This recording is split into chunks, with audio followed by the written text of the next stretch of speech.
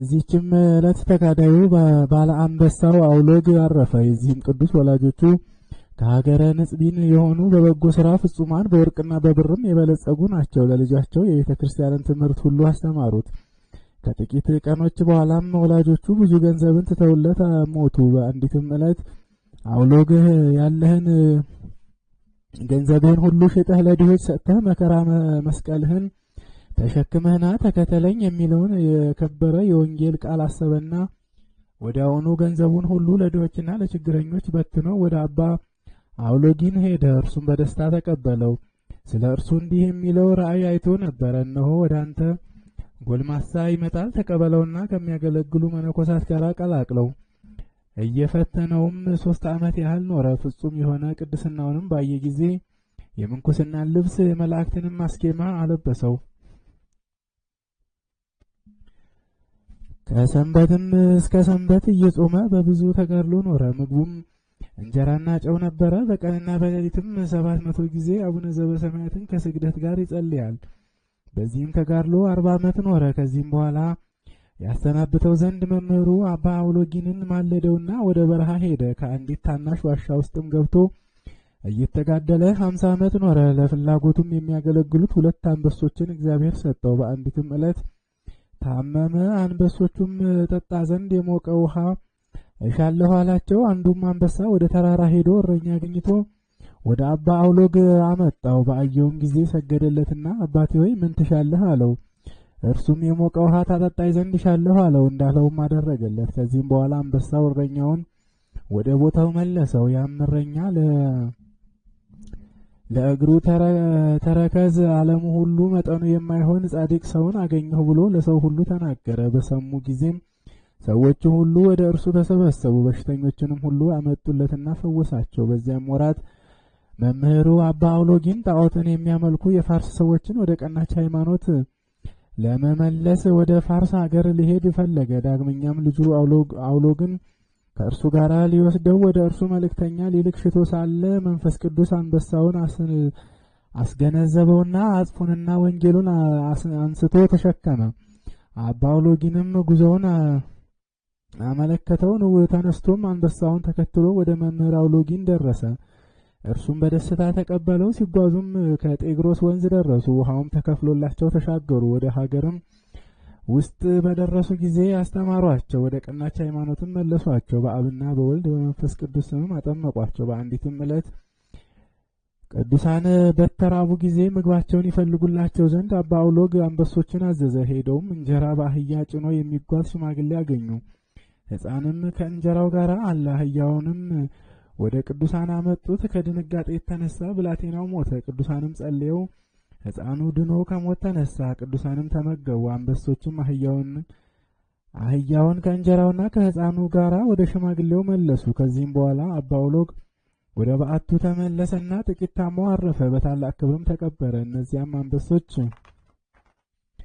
መቃብሩን እየጠበቁ 12 ዓመት ኖሩ። ከዚህም በኋላ ወደ ዱር ገቡ። ለእግዚአብሔር ምስጋና ይሁን፣ እኛንም በጸሎት ይማረን፣ በረከቱም ከኛ ጋር ትኑር ለዘላለሙ አሜን። በዚህችም ዕለት የከበሩ የኤጲስቆጶስ አብርሃም የመነኮስ መቃቢስና የኮንቲ መታሰቢያቸው ነው። በረከታቸው ከኛ ጋር ትኑር ለእግዚአብሔር ምስጋና ይሁን አሜን። በዚህችም ቀን የአባ ስልዋኖስ ረድእ አባ በትራ አረፈ። ይህም ቅዱስ በደብረ ሲና ካለች በዓቱ በነበረ ጊዜ ትርህምትን ይጠብቅ ነበረ። በራትም ጊዜ ለስጋው የሚያሻውን ይመገባል። ፈርኑ በሚባል ሀገር ኤጲስቆጶስነት ሾሙት። በሾሙትም ጊዜ ትርህምትን በማብዛት ሰውነቱን እጅግ አደከመ። ደቀ መዛሙርቱም አባታችን ሆይ በገዳም በበዓትህ በነበርክ ጊዜ ትርህምትን እንዲህ አላበዛህም ነበረ አሉት። ይህም አባት እንዲህ አላቸው፣ ያን ጊዜ በገዳም በችግር ውስጥ ነበርኩ። ዛሬ ግን ከብዙዎች መካከል በአንድነት አለሁ። የሚሻውም ሁሉ ብዙ አለኝ። ነገር ግን ስጋዬን ቀጥቼ ብገዛው ይሻላል። እንዲህም እየተጋደለ ኖረ። ከዚህም በኋላ በሰላም አረፈ። ለእግዚአብሔር ምስጋና ይሁን፣ እኛንም በጸሎቱ ይማረን፣ በረከቱም ከኛ ጋር ትኖር ለዘላለሙ አሜን።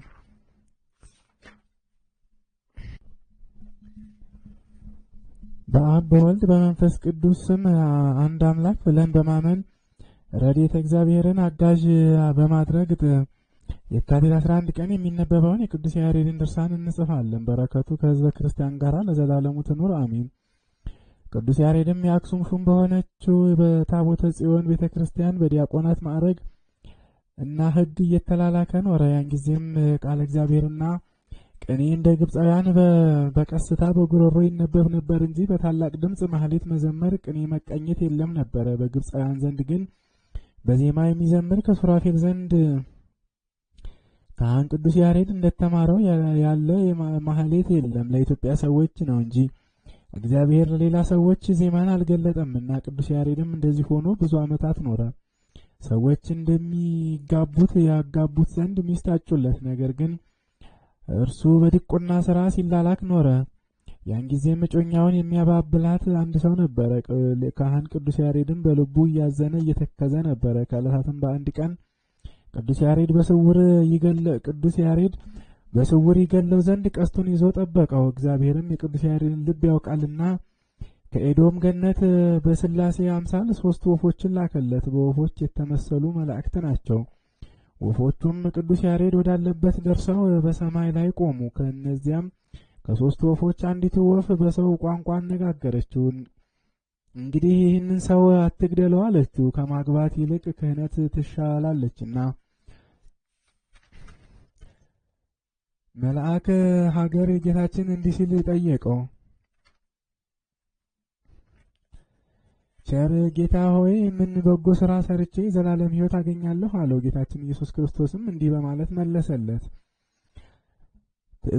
ትእዛዞችን ጠብቅ፣ ሕግጋቱን አክብር፣ ነፍስ አትግደል አለው። ቅዱስ ያሬድንም ከ3 ወፎች አንዲቱ አንተም በልብህ ምን አሰብክ አለው። ክህነት ትሻላለችና ከመንግስትም ትበልጣለችና በምድር ካለው ሁሉ ይልቅ ቅዱስ ያሬድ አንተ ንዑድ ክቡር ነህ፣ የወለደችህ ማኅፀን ንዕድ ክብርት ናት። ይህንንም በሰማ ጊዜ ወደ ሰማይ አንጋጠጠ፣ 3 ወፎችንም አየ። ቅዱስ ያሬድም ከወዴት መጣችሁ አላቸው። እንደ ሰው የምትናገሩ ከገነት ስፍራ ነውን አላቸው። አንዲቱ ወፍም ቃለ እግዚአብሔርን እነግርህ ዘንድ ከገነት ወደ አንተ ተላክን አለችው። ከ24ቱ ካህናተ ሰማይ የማህሌት ዜማን እንደምትሰማና እንደምትይዝ ልነግርህ መጥተናል እያሉ ነገሩት። ይህንንም ሲነጋገሩ ቅዱስ ያሬድ በተመስጦ አረገ። እነዚያም ወፎች ወደ ገነት ገቡ፣ ከዓይኖቹ ፊትም ተሸሸጉ፣ ተሰወሩ። ቅዱስ ያሬድም በዚያ ቆመ። ከእነሱ በኋላ ወደ ሰማያዊት ኢየሩሳሌም ገባ። በዚያም የከበሮ፣ የበገና፣ የእንዚራ ድምፅ፣ የአርጋኖን ድምፅ፣ የመሰንቆ ቃልን ሰማ። ሰማይንና ምድርን የፈጠረ አምላክን ፈጽመው ያመሰግኑታል፣ ይቀድሱታል። በምስጋና በማህሌት በቅኔ ከፍ ባለ ዜማ በጧትም በማታም ገናናውን ንጉሥ ያመሰግኑታል፣ በዙፋኑ ዙሪያ ያመሰግኑታል። ቅዱስ ያሬድም ይህን በሰማ ጊዜ ካለበት ተነስቶ ወደ ላይ ይወጣ ዘንድ ወደ እነሱ ይገባ ዘንድ ወደደ። ከዚያም መግባት አልተቻለውም። እነዚያም ወፎች ወጡ። ከእነዚያም ወፎች አንዲቱ ተናገረችው፣ በምታውቀው ቋንቋ እኔ እነግርሃለሁ አለችው። ይኸውም ክርስቶስ ማለት ነው። እግዚአብሔርን በሐዲስ ስም ጥራው አለችው። እሱም ከ24ቱ ካህናተ ሰማይ በየዜማው ማህሌትን ሰማ፣ ተማረ። ልቤም በጎ ምስጋናን አውጥቶ ተናገረ አለ። ወደ ቀድሞ ቦታውም በ3 ሰዓት ተመልሶ ገባ። ያን ጊዜም ለቅዱስ ያሬድ በአስማት የእግዚአብሔር ቃል ተገለጠለት ያሉ አሉ። ታላቅ ጸጥታም ሆነ። የእግዚአብሔር ቃል በአስማት የሚገለጥ ቢሆንስ በቅዱስ ያሬድ በገድሉ መጽሐፍ እነሆ አስማት አለ ማለት ነውን? የቅዱስ ያሬድ የገድሉ መጽሐፍስ ያማረ ነው። ነገር ግን ከ81 መጽሐፍት ውስጥ ያላገኙትን ሐሰተኞች በአስማት በውስጡ አለ በማለት ጨምረው ተናገሩ። የእግዚአብሔር ቃል በአስማት ይገኛል የሚል ቅዱስ ያሬድን ደግ ካህን አይደለም የሚል ሐሰተኞችን የተናገሩት ወይም የጻፉት እውነት አይደለም። የእግዚአብሔርን የምስጋና ቃል አገኘ እንጂ ማህሌቶችን፣ ዝማሬዎችን፣ እንዚራዎችን፣ ገድልን፣ መከራን በመሸከምና በትዕግስት በምህላ በጸሎት መዝገብን ሆነ እንጂ። ልመናው በረከቱ ከአገልጋዮቹ ከማህበረ ካህናት ጋር ለዘላለሙ ጸንቶ ይኖር አሜን። ቅዱስ ያሬድ ግን ወደ ሰማይ አረገ። ከሱራፌልም ማህሌትን ምስጋናን ሰማ። እንደ ትምህርታቸውም ብዙ ተማረ። ከዚህም በኋላ የተማረውን ማህሌት ልብ አድርጎና አውቆ ወደ ምድር ወረደ። የአክሱም ሹም ወደ ሆነችው ወደ አክሱም ታቦተ ጽዮን ቅድስት ቤተ ክርስቲያን በ3 ሰዓት ገባ። በታቦተ ጽዮን አንጻር ፊት ለፊት ቆሞ እግዚአብሔር አብ ቅድመ ዓለም የነበረ ዓለምን አሳልፎ የሚኖር፣ እግዚአብሔር ወልድም ቅድመ ዓለም የነበረ ዓለምን አሳልፎ የሚኖር፣ እግዚአብሔር መንፈስ ቅዱስም ቅድመ ዓለም የነበረ ዓለምን አሳልፎ የሚኖር ብሎ በታላቅ ዜማ አዜመ።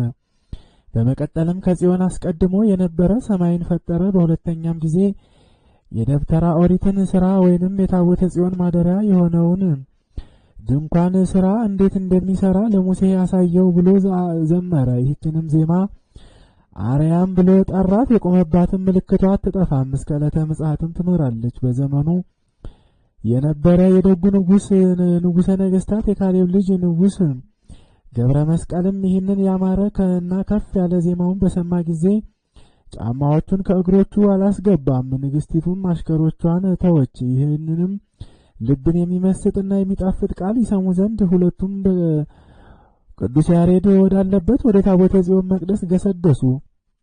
ጳጳሳት፣ ካህናት፣ የቤተ መንግሥት ሹማምንትም በአንድነት ሮጡ። ለመስማት የዱር አራዊት ላምና በሬም ይሰሙ ዘንድ መጡ። የሰማይ ወፎችም ተሰበሰቡ፣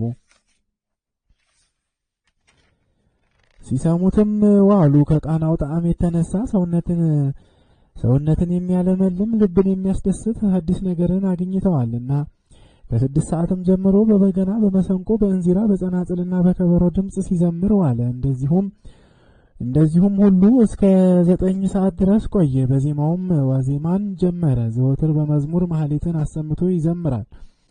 በዜማውም አርያምን፣ ስብሐተ ነግህን፣ አርባዕትን፣ ሰለስትን፣ እዝልን፣ ሰላምን፣ ይትባረክን፣ ይባርክዎን፣ ዘይእዜን፣ መስዋዕትን፣ አራራይን፣ አራራትን ይህንን ሁሉ የመሳሰለውንም በየዘመኑ የክረምት፣ የበጋ፣ የመጸው፣ የጸደይ፣ የዘር፣ የልምላሜ ዝማሬን ሰራ። የፍሬ፣ የጽጌ፣ የነጎድጓድ፣ የመብረቅ፣ የባህር፣ የልጎት፣ የአዝዋሪት፣ የደመና፣ የነፋስ ብሎ ሰራ። ከዚህም በኋላ ሰይጣንንም ተጋደለው፣ በትዕግስቱም ድል ነሳው፣ አሸነፈውም። ከዕለታት በአንደኛው ቀን በኢትዮጵያዊው ንጉሥ በካሌብ ልጅ በንጉሥ ገብረ መስቀል ፊት ለፊት ቆሞ ዜማውን ሲናገር በማህሌቱ ጣዕመ ዜማ ከመመሰጡ የተነሳ በካህን ቅዱስ ያሬድ እግር ላይ በጫማው መረገጫ በኩል ብረት ያለበትን በትረ መንግስቱን ሳያስበው ተከለበትና ወጋው። ይህ ቅዱስ ያሬድ ግን የማህሌቱን ቃል እስኪፈጽም ድረስ ታገሰ። ይህች ማህሌት ከምድር የተገኘች አይደለችም፣ ከወደ ሰማይ ተገኝታለችና መጽሐፍ እንደተናገረው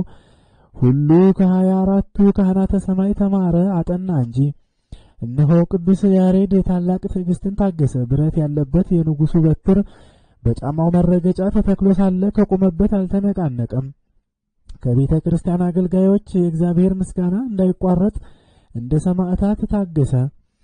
ትዕግስትንም ሆነ የእግዚአብሔርን ማህሌት ስላላቋረጠ ደሙም ከቅጽረ ቤተ ክርስቲያን ውጪ እንደ ውሃ ፈሰሰ። እኛ ግን በጸሎት ጊዜ ቁርባን በምናስቆርብበትም ጊዜ ስንቆም በልብሳችን ውስጥ ካለው የአንድ ተባይ መቆንጠጥ መታገስ አንችልም። እንነቃነቃለን። በቆነጠጠንም በነከሰንም ጊዜ ነከሰንን ስንፈልግ እጃችንን ውስጡን እናነሳለን። ይህ ካህን ቅዱስ ያሬድ ግን በተሳለ ብረት የእግሩን መጫሚያ ሲወጋ ትዕግስቱን አብዝቶ መከራውን ታገሰ፣ የእግዚአብሔር የምስጋናው ማህሌት እንዳይጓደል። ከዚህም በኋላ ማህሌቱ በተፈጸመ ጊዜ ቅዱስ ያሬድ ንጉሱ ከቅዱስ ያሬድ እግር በትሩን በነቀለ ጊዜ ብዙ ደም ፈሰሰው። ንጉሱም ይህንን ባየ ጊዜ ፈጽሞ ተደነቀ። ታላቅ ካህን ቅዱስ ያሬድንም የደምህን ዋጋ የምትሻውን ለምነኝ አለው። ቅዱስ ያሬድም መልሶ እንዲህ አለው፣ የፈለግኩትን እንዳትከለክለኝ ቃል ኪዳን ግባልኝ አለው። ንጉሥ ገብረ መስቀልም ለቅዱስ ያሬድ የሚፈልገውን እንደማይከለክለው ጽኑ ቃል ኪዳን ገባለት። ቃል ኪዳንም በሰጠውና በገባለት ጊዜ ካህን ቅዱስ ያሬድ ተወኝ፣ ወደ ምናኔ ልሂድ፣ ገዳማዊ መነኮስ ልሆን ዘንድ እወዳለሁ አለው። ንጉሥ ገብረ መስቀልም ይህን ሲሰማ ደነገጠ፣ በግንባሩም በምድር ላይ ወደቀ። የቅዱስ ያሬድን ቃል በሰማ ጊዜ አዘነ፣ አለቀሰ። ወዮልኝ ወዮልኝ አለ። ዓለም ከተፈጠረ ጀምሮ በዝማሬ እግዚአብሔርን የሚያመሰግን በዘመኔ እግዚአብሔር የሰጠኝ ካህን ነውና ወዮልኝ አለ። ለእኔ ከፍ ከፍ ብዬ እንደገና ወደ ሐዘን ባህር የወደቅኩ ነኝ።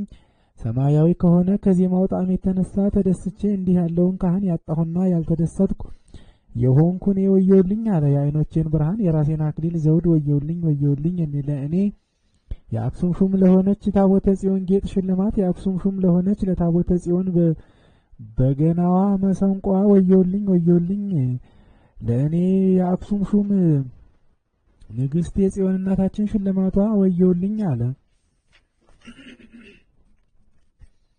ያን ጊዜም ታላቅ ሐዘን በቤተ መንግሥት ሆነ። የታቦተ ጽዮን ካህናትም ሕዝቡም ሁሉ ስለ እርሱ እጅግ አዘኑ፣ ተከዙ። ከዚህም በኋላ ንጉሡ ከአንደበቱ የወጣውን ቃል ኪዳን አሰበና ሊከለክለው አልቻለም።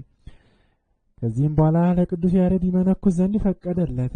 የቅዱስ ያሬድ ጸሎቱ በረከቱ ከሁላችን ከሕዝበ ክርስቲያን ሁሉ ጋራ ለዘላለሙ ጸንቶ ይኑር። በጸሎቱም ሀገራችን ይጠብቅልን ዛሬም ዘወትርም ለዘላለሙ አሚን።